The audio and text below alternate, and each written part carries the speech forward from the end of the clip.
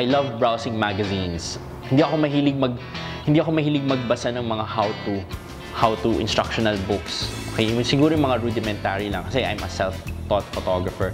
But I think much of I learned and I apply in my photography, I learned from the actual products, from magazines, from portfolio books. Kasi nakikita ko, doon ako na-inspire, ay, ganito yung gusto ko ng style ng photography. So, instead of reading how to do it, I would do it in the field and I would parang, sige, experiment, try.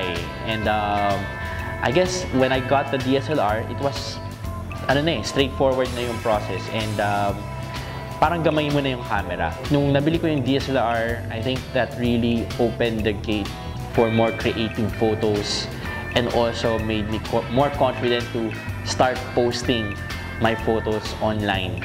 Diba? I think nakilala naman ata ako more through online, through the internet.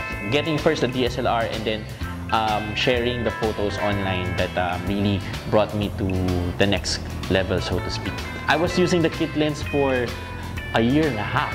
Actually, I was kind of happy that I was able to, one, get myself published in magazines, get myself featured couple of pages in DPP. 2 months after I got my camera, and all were done with the kit lens. I was even able to sell photos using the kit lens. I was active with the forums. Di ba may forum kasi yung Digital Photographer Philippines dpp.com.ph, and I would be posting my photos and my travels online. They like it, they publish it.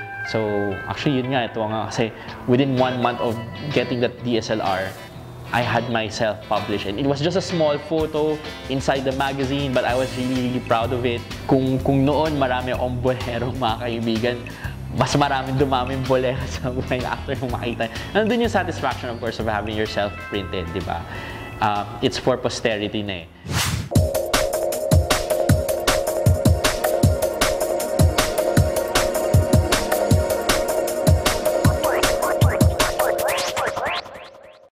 Primarily, when I'm shooting landscapes and also for all my advertising and commercial work, I use my Canon 5D Mark II.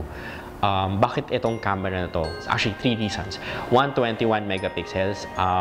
For landscape photography kasi kailangan mo na super detailed yung scene mo. So, I think the 21 megapixel sensor of the 5D Mark II is really suited to that. Second reason is colors. Of all the cameras I've used, even other brands, nothing can touch the 5D when it comes to rendering natural colors. We were shooting side by side with another brand, another model of camera, and we were shooting parang a scene with a rainbow. Dun sa kabilang camera, hindi lumalabas yung rainbow kahit anong gawin nila.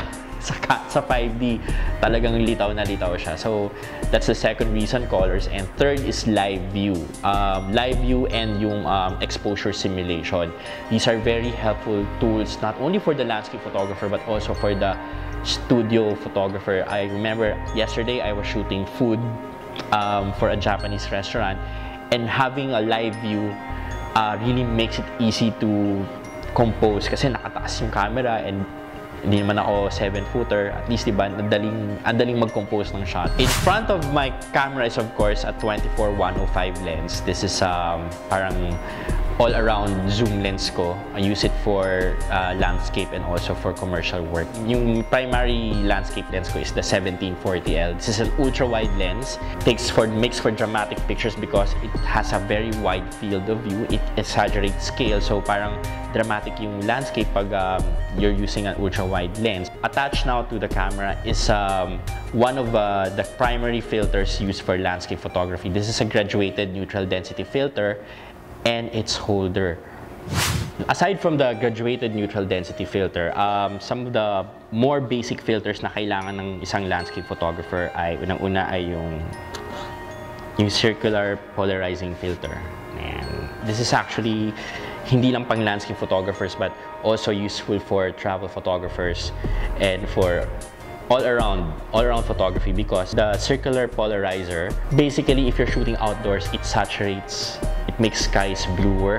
Pero hindi po ito nagpapablue ng gray skies ha. Pag maulan, maulan po yung panahon at makakapal yung ulap, hindi kahit anong ikot mo nito, kahit ilan pang ilagay mong CPL sa harap ng lens mo, hindi siya magpapablue. But if your sky is blue and you have a CPL, it makes the sky more vivid and more bluer.